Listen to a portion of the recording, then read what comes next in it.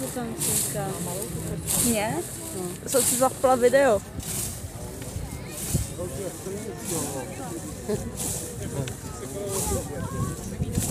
Moje oko bystré zaznamenalo, že už se na poli něco děje.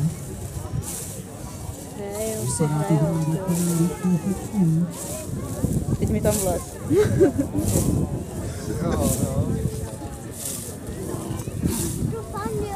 Chudák má za celý den až Seká. Seká Vítečku. Ale to vidíme každý den, někde seká každý den za barákem přeci. těch koníků.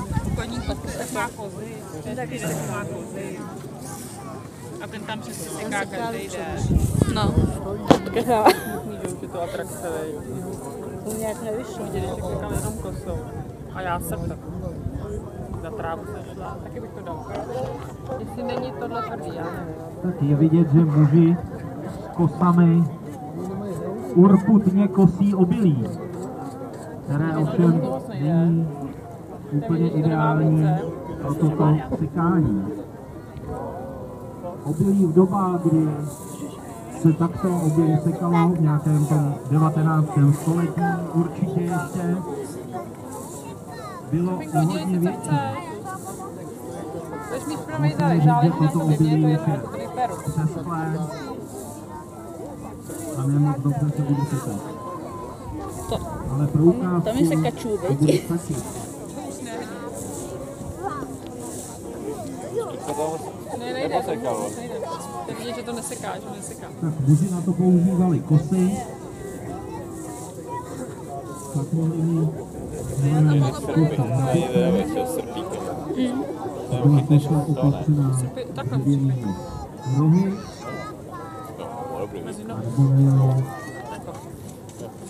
takzvanou pláčanku. To byla kosa opatřená ciháněním, Který jsem nesekala ciháním nikdy, ale trávu. to se jim to ještě zásnovalo. Aby měli ženy usnadněnou práci při sbírání.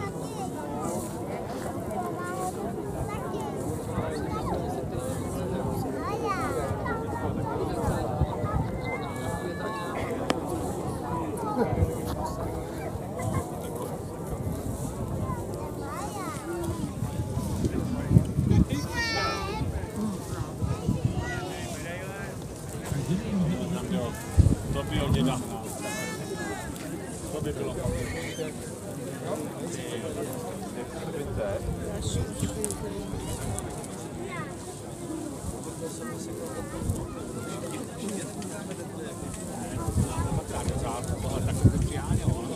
Ale musí být do roviny a nemůže tam být takový stroják.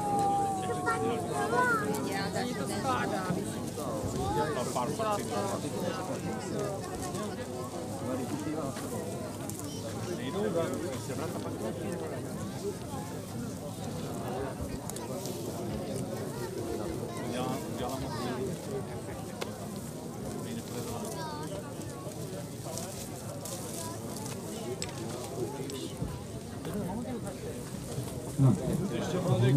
moc lidí. No.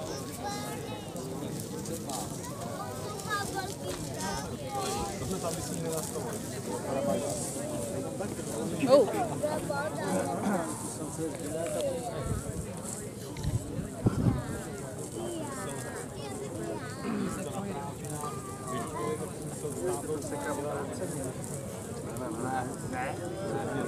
Tak, pomocí krku sbírají obilí, ložičky kosami a